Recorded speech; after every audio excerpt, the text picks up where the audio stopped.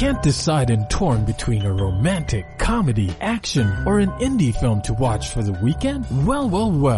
Golden State Media Concepts Movie Podcast is your ultimate guide to the latest movies. Join us as we dissect the latest on the blockbusters. It's the Golden State Media Concepts Movie Podcast.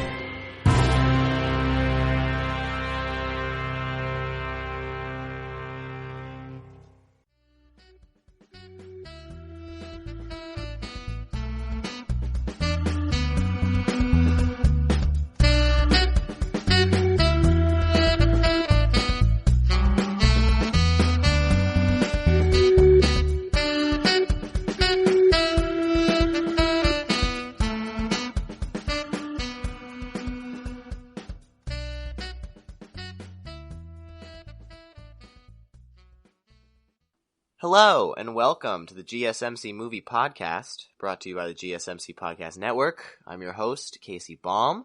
Hope you're all having a wonderful week, a wonderful Wednesday. Today is August 19th. I have a very exciting show for you guys today because I'm going to be talking about documentaries solely. It's a full documentary episode. I know I've talked a little bit about some in the past, some of my favorites, but I thought it'd be fun to devote an entire episode to documentaries. So this week, I'm reviewing Boys State, the newest film from A24, as well as Tickled, a documentary I've been wanting to watch for a long time, streaming right now on Hulu. And finally, my weekly recommendation is a Netflix documentary called Minimalism. So, a little bit of a diverse list as far as streaming services. That first one's on Apple TV+. I know I caved and got a week-long trial just to watch this movie, but regardless, I'm going to talk about it because I liked it. So, those are the three documentaries, and then the final segment is going to be fairly different because it's not even really going to be about movies. So the final segment I thought would be fun, little segment I like to call Pitch Meeting, where we talk about some cool movie ideas. And so this one, I wanted to kind of pitch some ideas that I think would make great documentaries, some real life stories, talk about what I find interesting about them that I think would be some really fascinating documentaries. So that's today's episode. I hope you guys are all excited, but let's get started. Alright, so Boys State is the newest documentary film from A24 and Apple TV. It basically follows a convention that's held in Texas called Boys State, where 1,200 teenage boys all gather through a week-long process that kind of mimics the electoral process for picking a president. They go through the entire mini campaign trail, propose legislation, and the documentary chooses to focus on a couple different people that I'll get into when I talk about the film. But I was very highly anticipating this movie. I'm a big A24 fan. I think most film fans at this point are.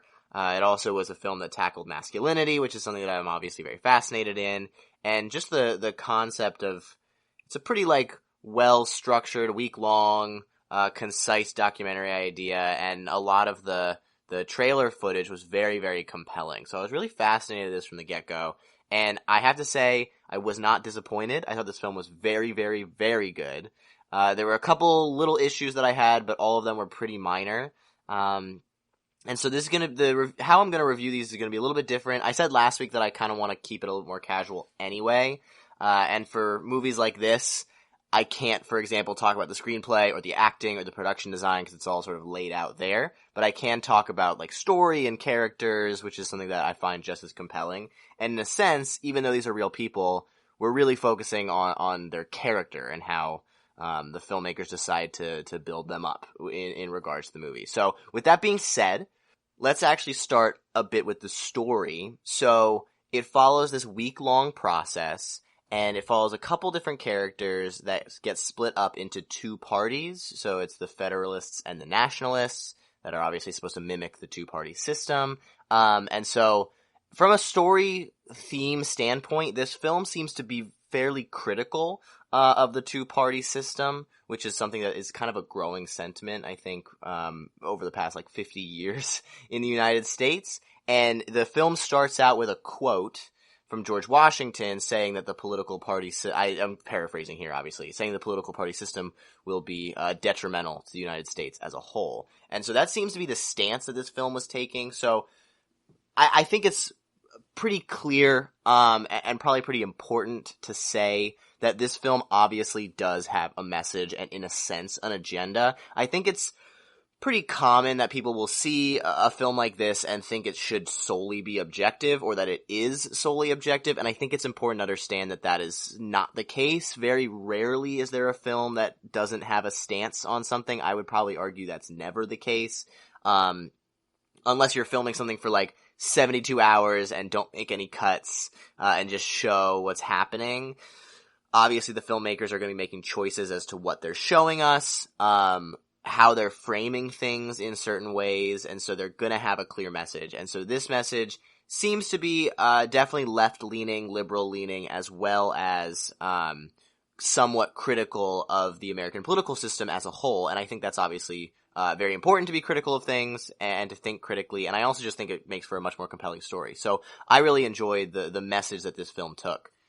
And so because of that, because it's somewhat critical of the two-party system and it mimics that in a sense, it's a very accurate reflection of what modern-day politics are, or at least what they feel like or how they're conceived from the outside. The thing that I found most interesting is that there's the Federalists and the Nationalists, and the way that, like, I honestly don't know if it's the filmmakers that framed it like this, if this is actually how it went down, but the way it's shown in the documentary is that the Federalists and the Nationalists kind of mimic the Democrats and the Republicans, not just because it's two parties, but because of, like, from a policy standpoint and from an internal workings standpoint, which was really I don't want to say strange, but it was, like, definitely fascinating to see it play out like that. So the Federalists in this film, we kind of start with them because from the beginning of the movie, we're following this guy Ben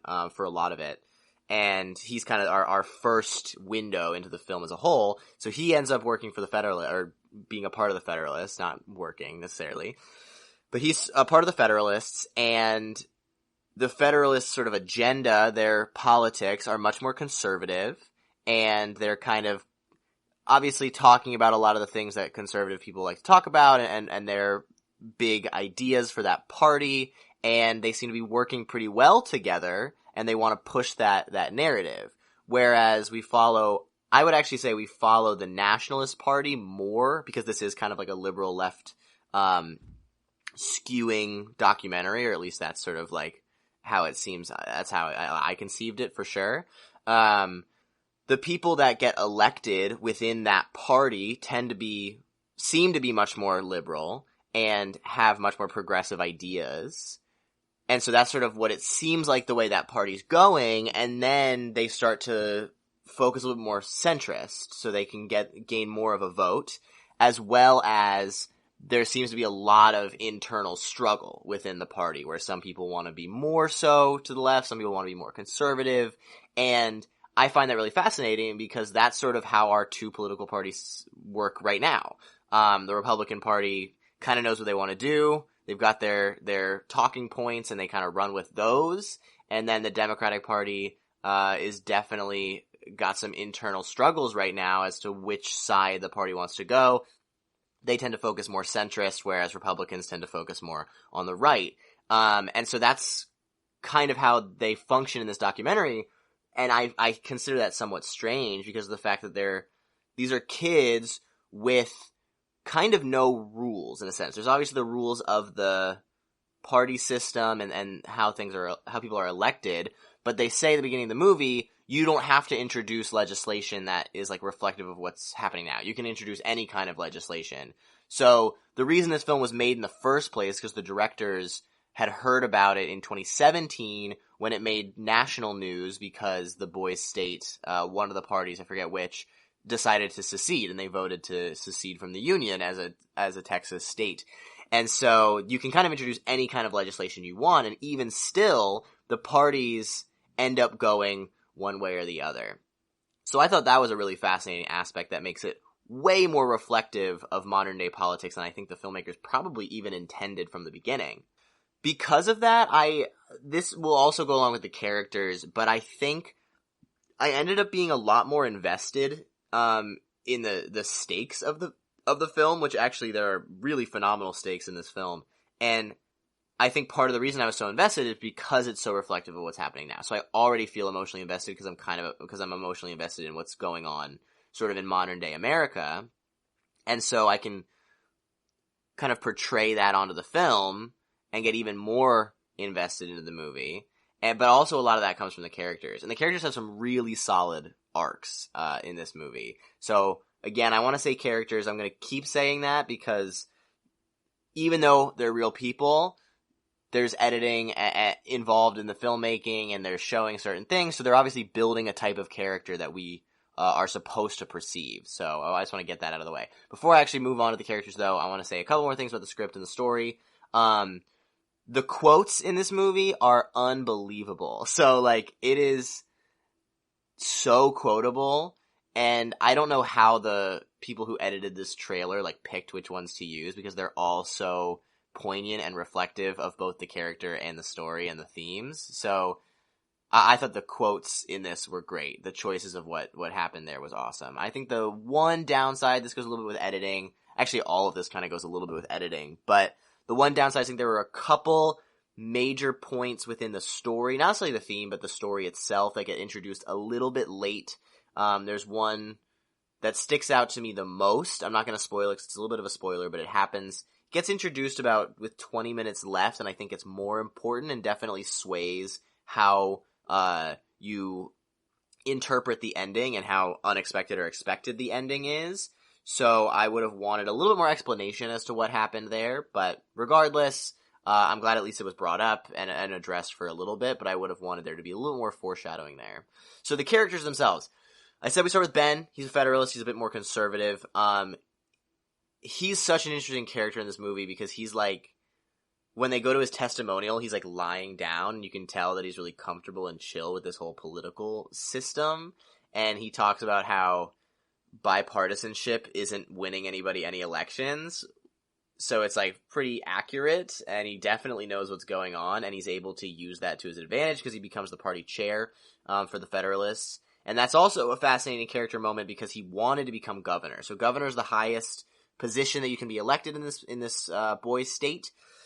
And so he wanted to become governor, but instead he realized that it would be very difficult to win governor and much easier to win party chair, and he'd be able to have just as much almost influence as party chair within the election and just as much power, which I found very fascinating that he decided to go that route.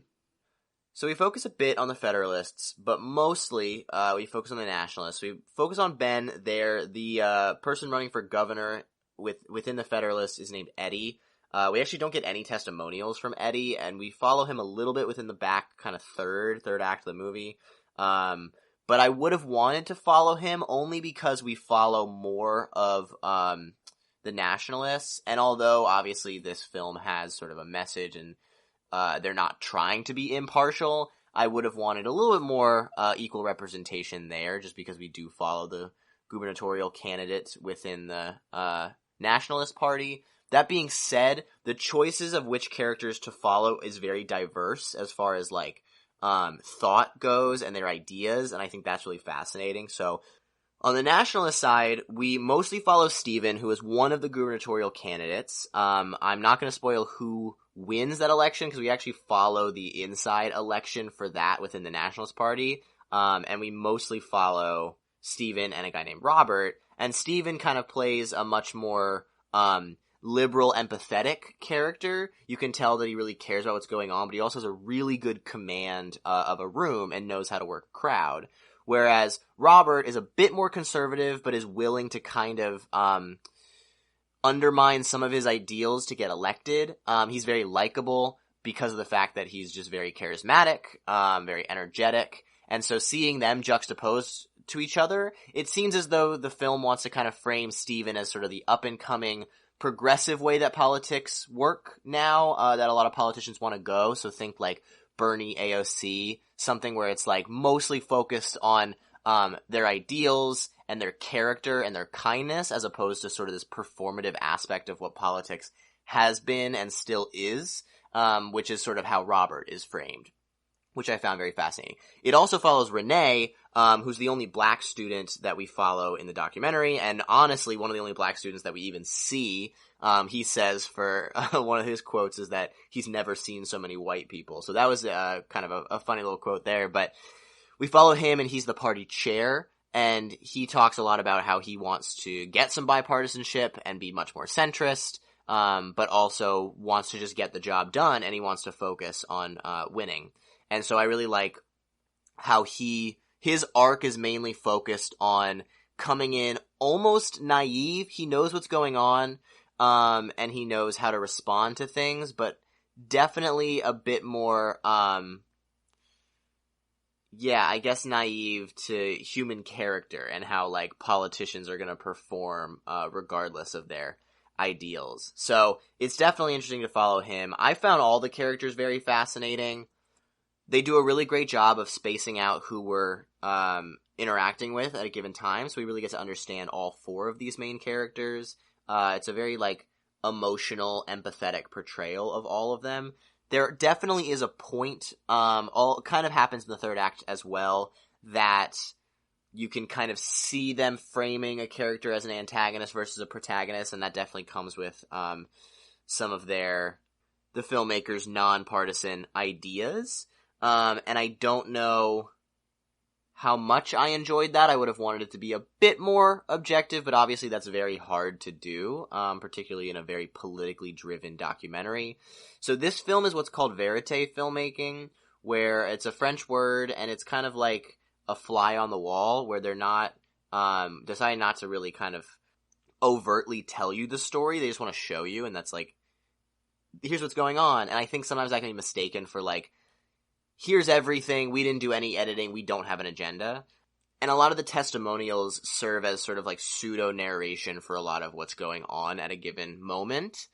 So it's a good example of how verite filmmaking can be framed many different ways. And speaking of framing, one of the things you can do really well with a documentary on the production side, other than editing, is the cinematography. And I think the cinematography work is really interesting here. Most of it's handheld, which makes it feel a lot more intimate. That's kind of a route that a lot of filmmakers are going. It just makes you feel a lot closer to the action, a lot more involved within the story. And alongside that, it kind of makes you feel a little bit uneasy a lot of the times. I was definitely, like, nervous for a lot of it. You get really invested in these stories, and you really want, like, you're really rooting for one or the other to win.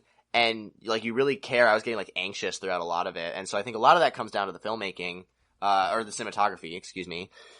Alongside that, not only is it handheld, but a lot of the shots are very crowded and claustrophobic, because of the fact that there's so many kids around. And so they tend to, like, use that to their advantage. But they also make all of our main characters stand out pretty clearly, within the framing. And so you can see both the isolation and the assimilation depending on who they're following, which I thought was very fitting. There's also some really fascinating symbolic framing here. There's one shot that stands out to me where it's from the perspective of the microphone, and it starts with the microphone, and then it kind of, like, does a rack focus to the crowd, so the microphone's out of focus, and you can see the crowd there, and the crowd is, like, there's a lot of people in the crowd. So I thought that was, like, some great framing there, very symbolic, and so that kind of persists throughout like a lot of it, but it's not, there's not like too many shots like that, but it definitely is kind of scattered throughout.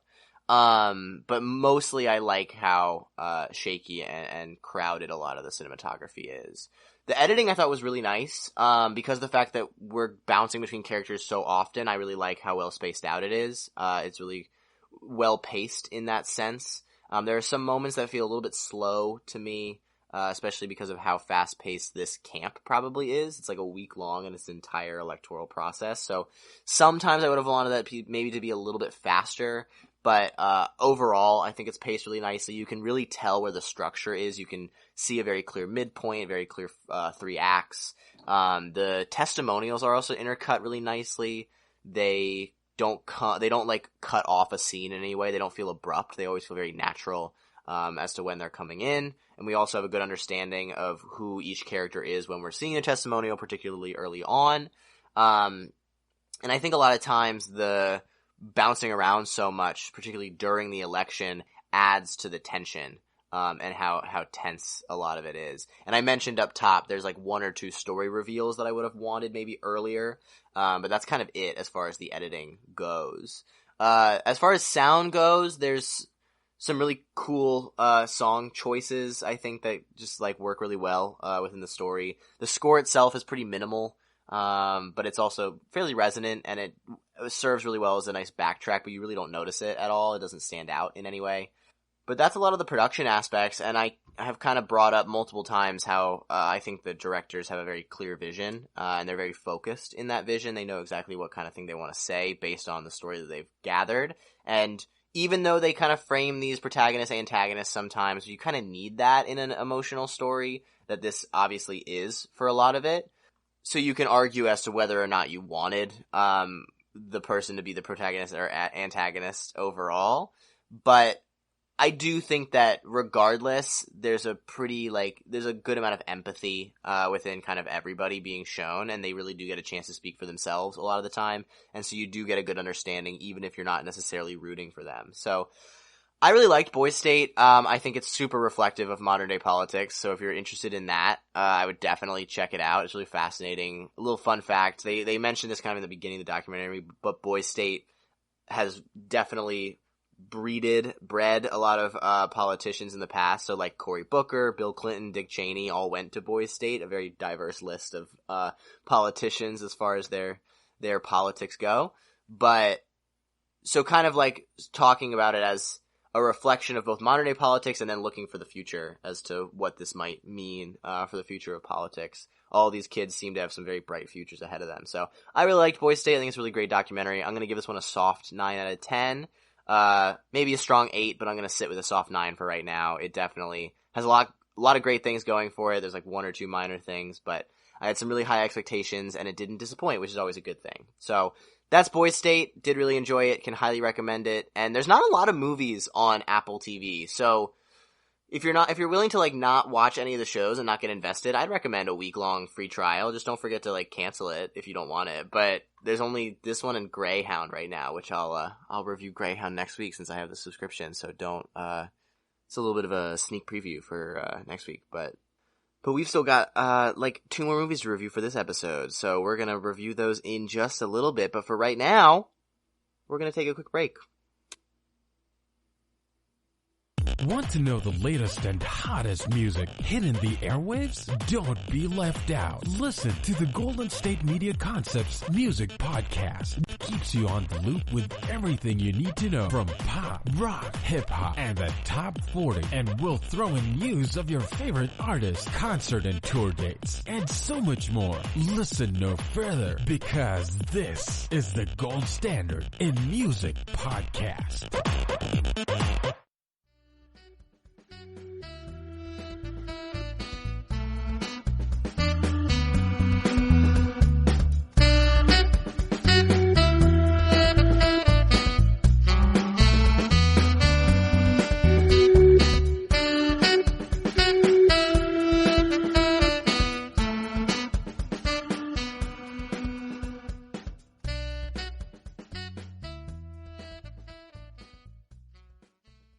Welcome back to the GSMC Movie Podcast. I'm your host, Casey Baum.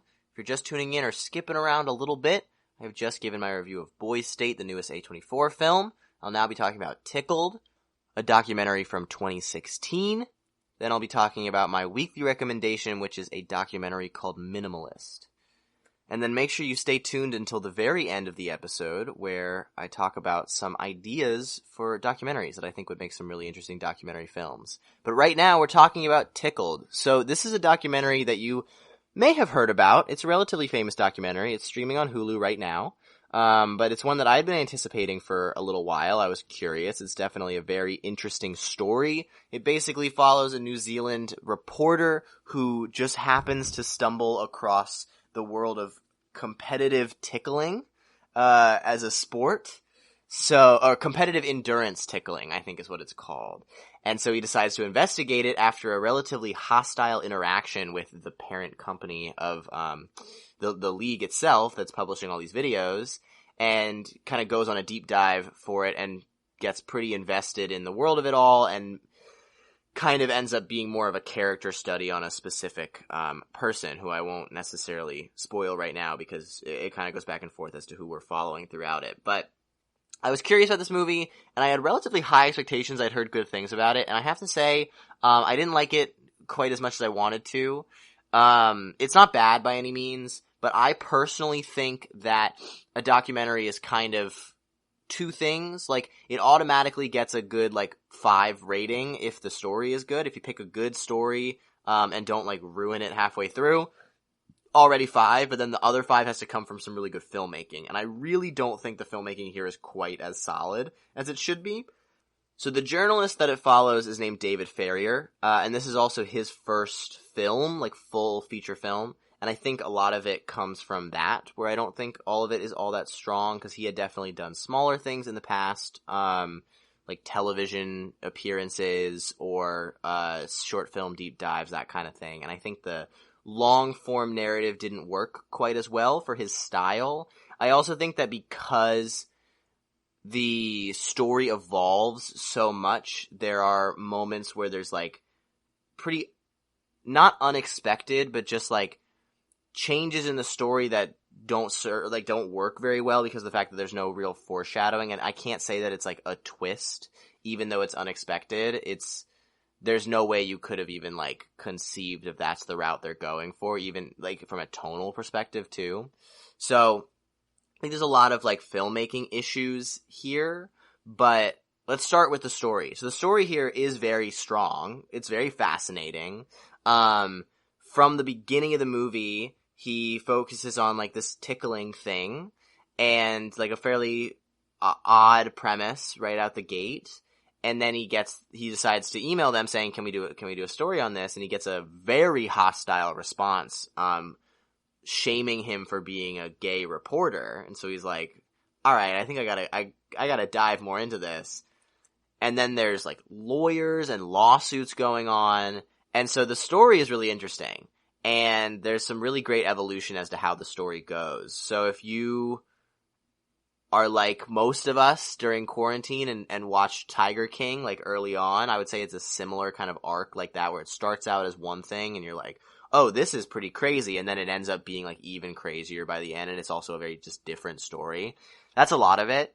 The one thing that I wish though is that because there's these lawsuits involved and people's lives are getting ruined from this thing that's going on, you don't really get a sense of the stakes. You don't really feel like there's any real emotional or physical stakes for any of the characters, particularly the two leads who kind of run the show throughout it. And so I think that's where some of the faults come through in the editing, because we really just don't get a sense of any real tension for a lot of it. And additionally, it feels very slow throughout it. For a movie that has this crazy concept, I would have really wanted it to move at a much quicker pace, especially because there's enough story here, I think. If this had been maybe a mini series, you could kind of get away with the slow framing and kind of delve into each plot point. But because it's a documentary, I would have wanted to move much quicker for the story at hand. As far as the character study goes, the two leads, David Farrier and Dylan Reeve, we spend most of the movie with them, but we really don't get a solid understanding of who they are. We really know nothing about them other than some of their actions, and because the whole time there's kind of this overall narration about the tickling and these other characters involved with that world, but as far as the filmmakers go, we know very little about them, and some of their actions can come across as rude. And that's not even necessarily a bad thing, because these are some really kind of criminal bad people that they're talking to. But even still, because that's the only perception of them that we're getting, we don't get a really solid understanding, of them from a sympathetic portrayal. So I think that was a little bit odd. I would have wanted maybe some more internal reflections on their parts, or just more information about who they are. Because we have the time for it, it feels like. There's a lot of plot points that spend a little bit too long focusing on them, and I think they could have moved a bit quicker. And I always find the most interesting documentaries, to me, focus on who the filmmakers are and sort of like the ethics of documentary filmmaking and how the story is a reflection of them. Unless it's something like Boys State where they're not even really involved from a story perspective. But like this one, they're throughout the entire story. So I would have wanted to know a lot more about them. As far as the characters that we end up learning about throughout the movie, there's one character in particular who's like referred to in the film as Terry Tickle. And she sort of becomes this like mastermind type character. And we get a really kind of interesting character study on her, and what like this idea of the like tickling thing is. It definitely kind of goes into the more like sexual fetish realm of things. And so getting a bit more of like a understanding of that and a character study on her, I thought was really fascinating. There is kind of a moment towards the end of the movie, like the very end of the movie, where they almost try and humanize her in a way, and that's not necessarily a bad thing to like humanize somebody, obviously, and like particularly a villain, but or how she's framed in this is definitely very malicious and villainous. That doesn't really work here. I don't know, it just feels like it's kind of this poor attempt to be like, oh, this person is also a person too. It's almost all circumstantial, and it's like, okay, that's not an idea that's been built up throughout most of this movie. The entire movie has been kind of like antagonizing this person, and now we're going to try and make them a more well-rounded character because we're going to make you feel bad for them. I don't know. It was just kind of odd, like from a just editing framing perspective. Moving on, I used the framing segue last time. I'm going to do it again. Speaking of framing, there's some pretty fun, like creative cinematography here because they have to do a lot of their investigating in secret because of the fact that there's like lawsuits going on. So there's some pretty interesting camera angles because of that. And you actually get like this more kind of give and take from the filmmakers and the cinematographers. It feels very fourth wall-y. Obviously, like they know they're making a movie, it's a documentary, but it definitely feels like almost you as the audience are interacting and getting a sense of like the idea of like hiding from them and trying to figure out everything. It's like very sleuthy. So I thought that was kind of fun. Other than that, there's not really any like apparent framing choices. There's obviously like solid film school framing when they're doing the testimonials. It's like rule of thirds, some great lighting, some interesting backdrops, but overall it doesn't seem like there's any clear choices. But if you look at the filmmakers, they're not filmmakers, they're journalists. So I give them kind of a pass for that. That's not necessarily what they're trying to do with this documentary. So going to the editing, probably the most important part of a documentary, I'd kind of stated that it feels very slow at times, particularly in between like acts and in between plot beats. It's like they kind of want to drag things on in a way, or they just don't know where to go before they go to the next thing. So it just feels like it's sort of dragging its feet in the mud a little bit. It doesn't necessarily take away from things, especially if you're willing to watch kind of a slow burn documentary, but it's an hour and a half and it really does not feel like that. It feels a lot longer.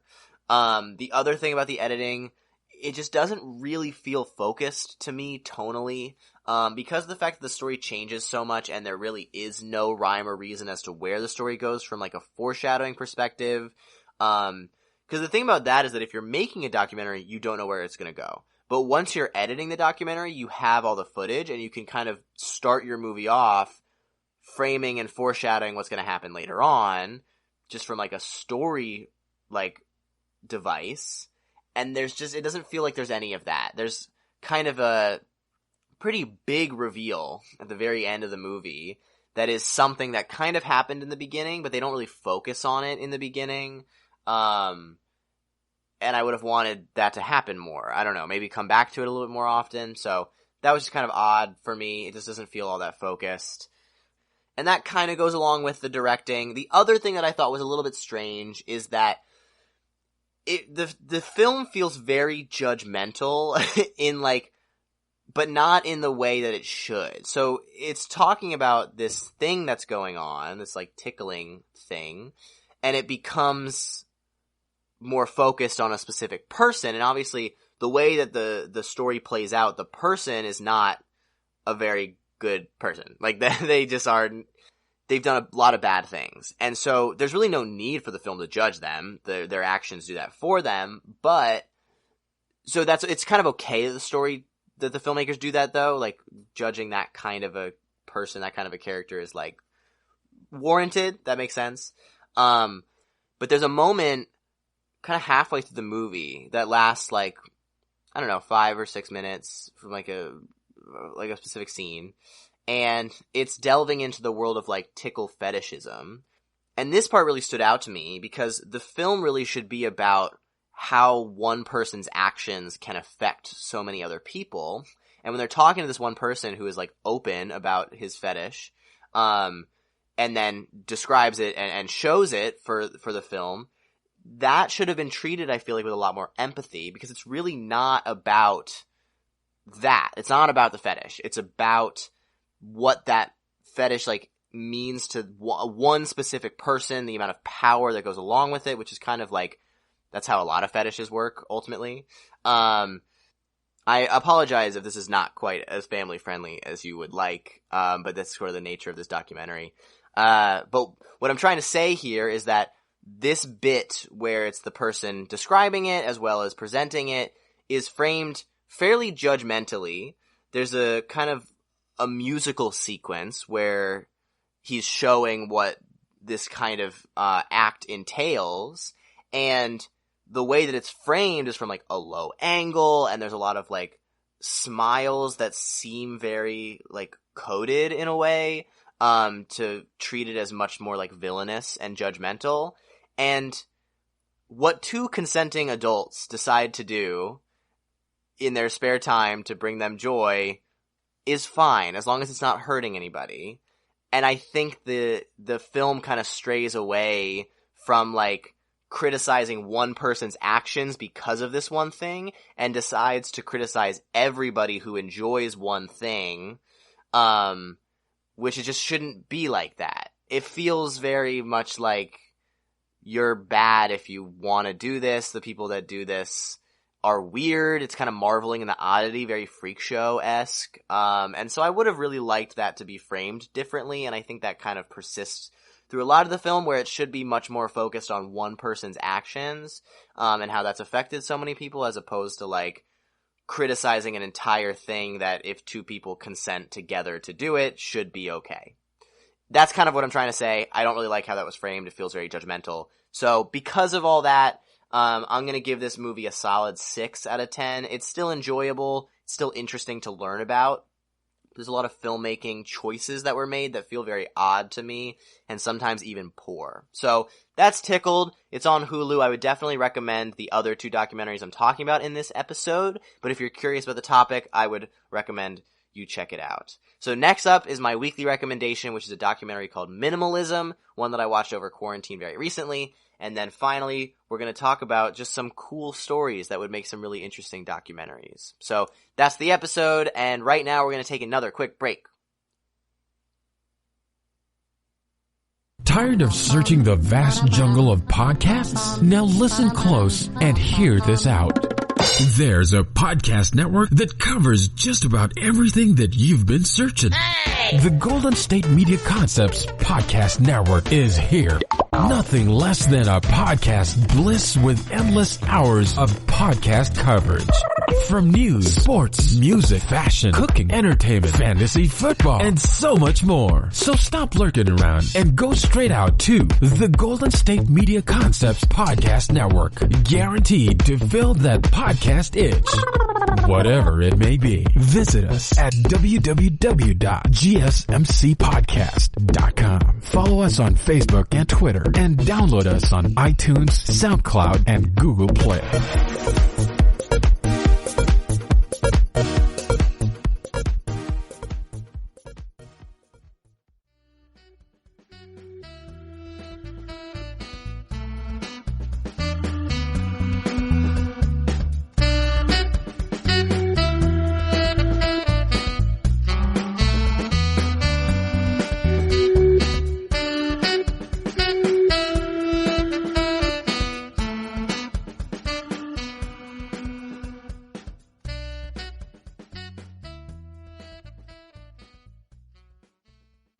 Welcome back to the GSMC Movie Podcast. I'm your host, Casey Baum. If If you're just tuning in or skipping around a little bit, I have just given my reviews of Boys State and Tickled. I'll now be going into my weekly recommendation, a film called Minimalism, and finally we're going to talk about just some interesting stories that would make some really interesting documentaries for the final segment.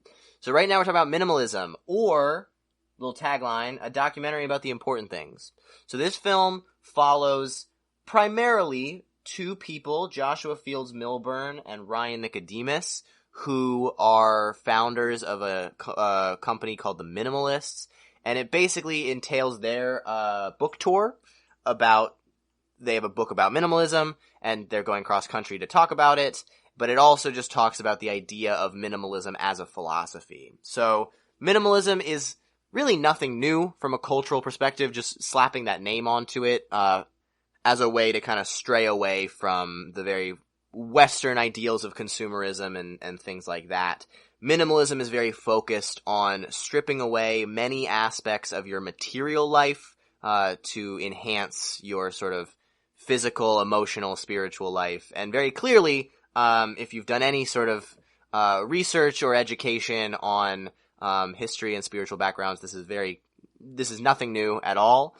It's very Eastern philosophy in a lot of different schools of thought, but it follows these two guys who talk about how this way of thinking has kind of changed their life, and it's not necessarily about getting rid of everything, it's just focusing on what really makes you feel good and brings you joy in life, which is a philosophy that I can definitely get behind. So I watched this kind of in the middle of quarantine, which I think for anybody was definitely a very resonant time in your life to kind of think about what's going on and maybe reassess things. So I would say that this film definitely affected me on an emotional level, which is something that is really important, I think, for films in general, but documentaries in particular, if they have a specific message to really get into the heads of their viewers. And this is definitely one of them. I think it has benefited my life for the better. I'm not going to sit here and consider myself a minimalist, but there are definitely ideas that they convey throughout the film that I would like to ascribe to.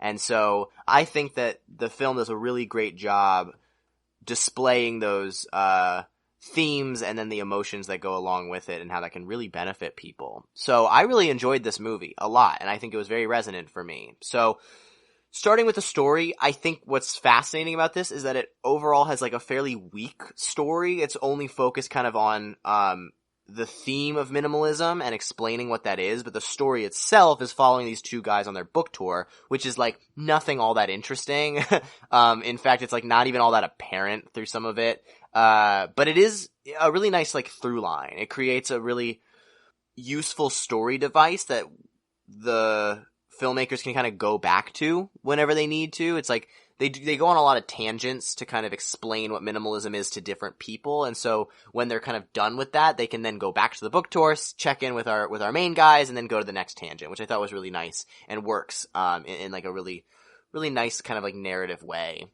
So the story might be weak, but the themes are very strong. And something that I criticized Tickled for, but this one gets really right, is that we really get to know the leads. There are moments where we learn about their personal life from just their childhood, their background, or why they got into minimalism in the first place. And so getting to actually hear their side of the story as opposed to them just talking to other people works really well for us to get to know them and really understand why they're minimalists and why it works for them and why it might work for us, which is obviously something that they want to kind of tell the world. This is kind of what they feel like is their thing to do now. All of the tangents that this film goes on are very fitting and work really well. All of the side stories and the side characters are very compelling. Because it's a documentary that's mainly focused on testimonials, there's a little bit of a voiceover, but the voiceover is taken from testimonials. Because it's mainly focused on that and it's not focused on what Boy State was, very verite, showing what's going on at a given time, we get to know all of the side characters and all of their stories from their perspective. So I really liked getting to know them. They were all very fascinating, and it's a pretty diverse pool of why they're all interested in minimalism, or for certain people why they might not be, but why they take just some of the messages that minimalism wants to get out there and why they take those into their own life. So I really liked having all of those aspects kind of woven together. And because the characters are so compelling, and there's this little through line going on, and we're going on so many different tangents, it's really edited quite precisely. We get a good amount of time with every character, with every moment. We really don't go back very often once we've focused on somebody, which I actually think works in this movie's favor. I think it's bookended pretty well. We get to see like the wrap up and the beginning of each person, but overall, if somebody has a story to tell, they tell it in their section of the movie and they're kind of done, which I actually think works really well. It actually kind of like feels like a road trip book tour thing. We're like making little stops along the way, which I actually think really works from a structural standpoint. And it keeps the pacing going in an interesting way. And even though the pacing is like well thought out, and pretty diverse, it doesn't mean it's not slow. This film is also pretty slow, but there's so many different things going on, we never really feel that. We don't feel the weight of how slow the film is going. And in a story about minimalism and stripping things down, it really makes sense for this film to go much slower and take its time with things, as opposed to Tickled, that's a very high-paced, high-stakes story. This one isn't really a story. There's no stakes to it. It's just sort of like, we want to talk about this thing that has really benefited our lives, and it's all about taking things away as opposed to overloading things. So making it really slow and methodical, I think, works really well, works in its favor, and it still ends up feeling pretty short because it's so mixed in with different stories throughout it. I also, from an editing standpoint, the beginning is very chaotic, which I think works really well. It talks about what consumerism has done, what individualism in a sense has done from like a theory standpoint. So I like how it starts out that way, and then there's a pretty like clear moment like 10 or 15 minutes in that it just kind of like breathes for the first time, and you actually get the feeling of like, oh, okay, now we get to relax and take a break and really like focus on what this means. So I thought that was really excellent. The cinematography too kind of keeps those ideals going. It's fittingly very open and spacious for a lot of it. It's really only focused on one thing for each shot. Like I said, it's mostly testimonials, so there aren't a lot of moments of lots of things having to happen in a shot, but the testimonials feel like they're fairly empty. There's a really kind of standout cinematography moment where one of the main characters tells part of his life story from a chapter of the book, and he's standing in the middle of the desert. And I actually feel like a lot of the cinematography feels like it's trying to resonate like that for all of it, whether or not it is in this big expansive space. It wants to feel like that. And each transition is kind of paired with open landscapes and things like that. So I thought all of those worked in tandem, and there are some really interesting creative moments that add variety to this entire film. The score of this movie is very folk inspired. It's very stripped down. There aren't a lot of instruments. It feels very quiet, which obviously works in its favor. That's kind of the feeling that you want to get from this movie, but it still feels full. It doesn't feel like it's lacking anything. It doesn't feel empty in any way.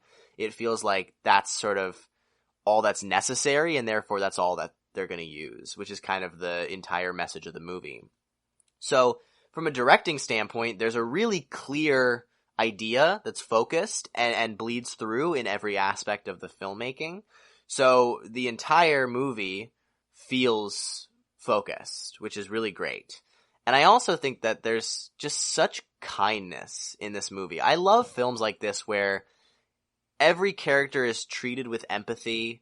We really get a sense of who each character is. Everyone's portrayed sympathetically.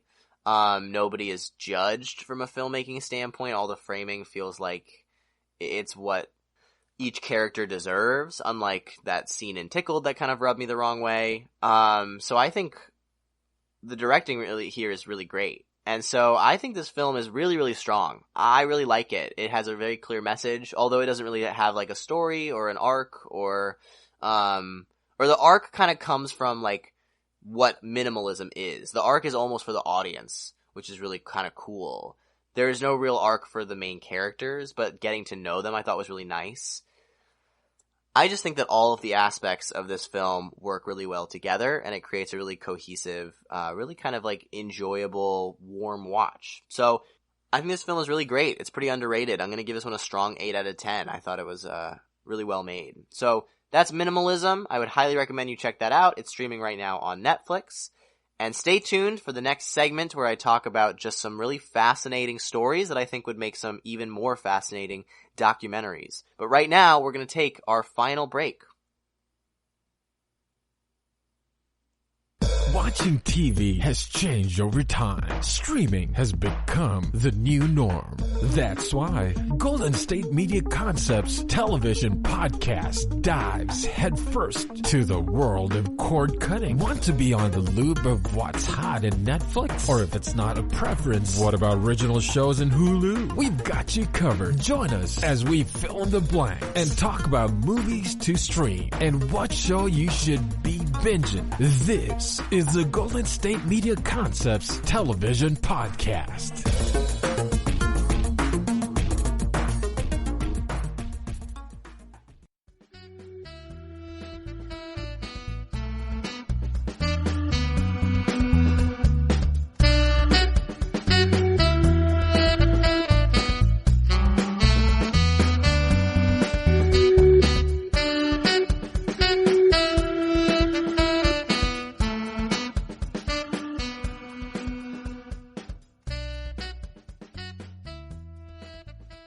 Back to the GSMC Movie Podcast. I'm your host, Casey Baum. If you're just tuning in or skipping around a little bit, I have just given my reviews of Boy State, Tickled, and Minimalism. And now, we're gonna have a fun little, round table. I know you can't respond to me. I wish you could. But, we're just gonna have, a little bit of a pitch meeting on what some really fascinating documentaries I think would be. These are some stories that I've just, come across in my life that I think is just kind of really fascinating. And I think would work really well as a documentary. I won't go super in depth into any of these stories because I only know sort of the surface level of everything. I haven't gone so in depth that a documentary might go in, but I think these are just some really fascinating stories to tell. So the first one was really frustrating. Also, there's not a list. There's not an amount. It's just kind of whatever we can get through in 15 minutes. So let's see. Let's try. The first one I'm really frustrated because it's a story that I had heard on This American Life in 2012 or 2013, in the car with my mom that really stuck out to me. And you can go back and look at all of This American Life and stuff, and I couldn't find it anywhere. So I really don't know all of the I don't know a lot about this one. I just have always thought this would be a really fascinating story to be either a documentary or a narrative, and I do kind of want to bring it up. And I don't know the names of anybody, so I apologize in advance. But it was basically detailing this guy who had gotten really into boxing later on in his life. He was I think 30s or 40s, and he just thought that it was a good way to get out his aggression and to stay fit. And his trainer said that he was actually really good, and so he decided that he could probably make some money this way. But he couldn't really probably make it in the United States. There's a really high standard there. But he was his trainer was I know sort of a place where you can get started professionally and probably do fairly well, and that's Thailand. And so he went on kind of a first exhibition idea round in Thailand. He traveled there, decided to go, and when he got taken to the press conference was at a prison, and he realized that he was fighting a Thai prisoner, but what was on the line, what was at stake, is that if the Thai prisoner won, he would be released. And this was a standard of what could happen for a lot of prisoners then and there. I don't know if this is still the case. And I don't know necessarily what the policy is, if that's everywhere or just a specific prison. But I think that's a very compelling narrative that he wants to make a career boxing and then finds out that he has to go up against this guy who's literally fighting for his freedom. And I think that would be a really fascinating little character study on both sides, both characters, and I don't remember the results. I don't even remember if they said the results, and I don't know any of the names, and I can't find the story. So if you find the story, if you know what I'm talking about, tweet at GSMC_movies, because I'd love to listen again. But I've always thought this is a really fascinating story, and I think it would make a really compelling documentary. Alright, let's see what else we got. This one I think is really great. I I watched The Last Dance recently with my dad, and actually I was just watching parts of it today because I wanted to rewatch it. I can't necessarily talk about it on here because it's a TV show, but it's a really great docuseries about Michael Jordan and the 97-98 Bulls. If you're interested in watching it, I would recommend it really to anybody. It has some great stakes. And I think it shows how great sports documentaries can be. And Michael Jordan is obviously one of the most famous, the greatest sports athletes of all time. But I think it'd be really fascinating to do somebody who maybe isn't that, but is still really talented and has a really interesting story. And somebody's story that I thought was really fascinating is Kurt Warner. I've always kind of been a fan of Kurt Warner. I always kind of he's one of the first quarterbacks that I really remember watching, kind of. I watched, the first Super Bowl that I remember was the Steelers-Cardinals in '08, I think. And so I've always kind of liked Kurt Warner. And the thing that I think is really fascinating is that he got undrafted in 1994, and so he ended up going to the Green Bay Packers, but got cut from the team pretty quickly, didn't end up making it into the NFL that season, and ended up going back home and started stocking shelves at a grocery store, and then wanted to go back to football. So he tried out, and no NFL prospects, nobody wanted him. So he decided to go to the AFL, the Arena Football League, did pretty well there, and then had a tryout with the Bears, but missed the tryout because he got an injury because of a spider bite and couldn't go. So there's a lot of build up for it, and I think it's really fascinating hearing his side of the story, what he went through. I think the idea of going from a minimum wage job, working $5.50 an hour, to becoming a Super Bowl MVP is pretty miraculous. I think it would make a really interesting storyline. Also kind of more of an underdog story, I think, than if you follow somebody like maybe Tom Brady or so. It's obviously Tom Brady in the very beginning of his career kind of had that underdog status, but I think Kurt Warner kind of kept that chip on his shoulder through most of his career, and I think it would just make a really fascinating story. Also, similar to this, you can tell there's kind of an audience for it because there's a Netflix series called Last Chance U about college stars who have to go to a community college to build up their career again and kind of go from everything to nothing to try and gain that back again. So there's definitely an interesting narrative here, and I think Kurt Warner's a pretty interesting character study that I would really want to follow for a documentary. Alright, this one I know very little about, and I forgot to mention it in my Tickled documentary. But I thought a really great docu-series, it's only 3 episodes, it's on Netflix, called Don't F With Cats. I thought it was really awesome. I thought it was really well done. And in it, there's a guy that they talk to fairly often who was involved in the case, with the main, with the character that they're following, named Romeo Salta, who's a lawyer. And I was like, okay. And then, in Tickled, they get an email from Romeo Salta, who's known for this, was known for being involved with this Canadian porn star, which is what Don't F With Cats is about. And then he's in Tickled. I was like, this is a cinematic universe. Who's Romeo Salta? I want to know this guy. Why is he involved in 2 of these, really sketchy documentary things? I want to talk to him. So I think that would be really fascinating. Even if it's an hour long, just learning about his life, I would just want to know, what he's in, why he's involved with both of these things and who he is. I don't know. I think that would be a really fascinating story. Alright, next up, another character study. Somebody who I'm honestly baffled there hasn't been a documentary about before. I would love to see a documentary about Monica Lewinsky. So, I'm sure everybody listening to this probably knows who Monica Lewinsky is. But she was the butt of everybody's jokes in the 90s and went through so much harassment and so much bullying, and now is a huge anti-bullying advocate, and a personality in her own right. And I honestly think a story about her, from her perspective, what she went through, how she grew from that experience, and who she is now, I think would be very fascinating. Supposedly the next season of American Crime Story, the Ryan Murphy show, is about the Clinton scandal. And while I'm interested in that and how all that went down, I feel like I'm more interested in who she is and all that she went through and how she kind of grew. So I think that would be a very fascinating documentary, kind of a character piece about her. Alright, we got 2 more. So both of these are kind of internet based. The first one, or I guess fifth one now, fifth one, is about ARGs and ARG culture. So there's a lot of documentaries kind of about like different subcultures and different stories-based things or like creative outputs. So like documentaries about like video gaming and different documentaries about films. But something that's never really been delved into is ARG, or alternate reality game.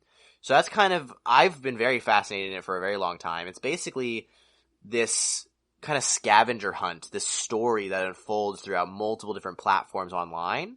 And so it might start somewhere, and then to find out what's going on, the aspects of the story, you might start on YouTube, and then you gotta follow a link that goes to Instagram, and then you have to follow something that goes to Snapchat, and then you have to add them on Snapchat, and whatever. I think that'd be really fascinating to talk about either specific ARGs or how that evolved into what it is today, because it's obviously not very big, but it definitely has a very like loving fan base as to finding those stories, how to solve them. I also just think that a lot of the stories that ARGs follow are obviously very fascinating. So following some of those, how some of them get made, I think would be really interesting from like a subculture perspective. If you're fascinated in ARGs, there's some really great ones that I would recommend, like Local 58 or Who is Mary Mary. I think there's just some really excellent stories there, especially if you're like a horror fan. They're mostly horror-based a lot of the times, or like thriller-based. So there's some really great avenues that you could go in that route, and I think you could make a really interesting documentary.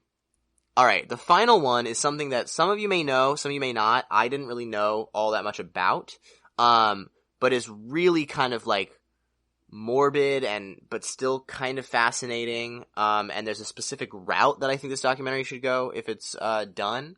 So this is a documentary that I would want to do but more about the response to this woman named Christine Chandler, who is an autistic trans woman who got kind of an online persona in 2007 when her comic books drawings called Sonichu, which is like a combination of Sonic and Pikachu, made their way to a website called 4chan.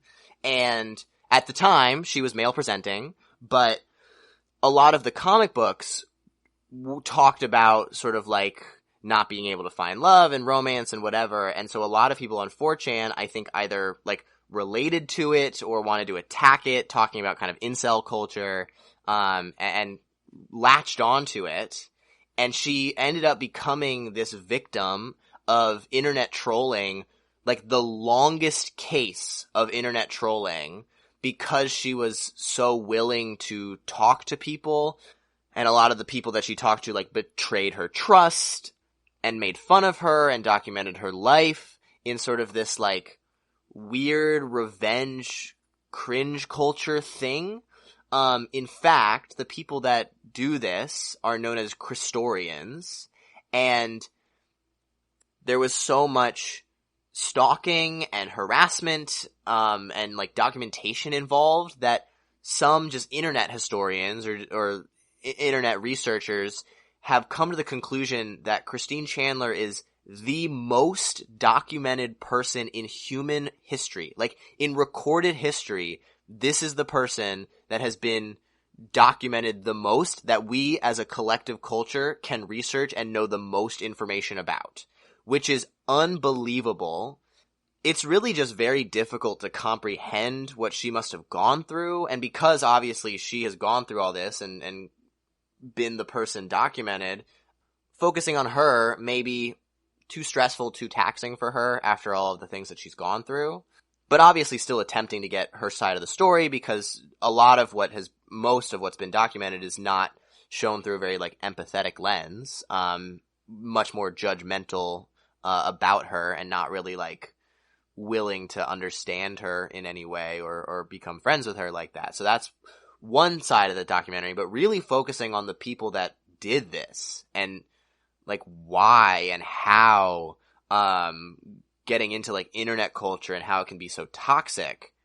I mean, there's a YouTuber who decided to make an 100 episode documentary series, each episode being like 40 minutes, about this person's life. And so there's obviously like this obsession here. And I think delving into the psychology of it, either the people doing it or just kind of like internet culture as a whole, and focusing it around this, I think would just be really fascinating and probably really eye-opening to a lot of people. So that's sort of like, not to end it on like kind of a heavy note, but I just think that would make a really compelling, interesting documentary.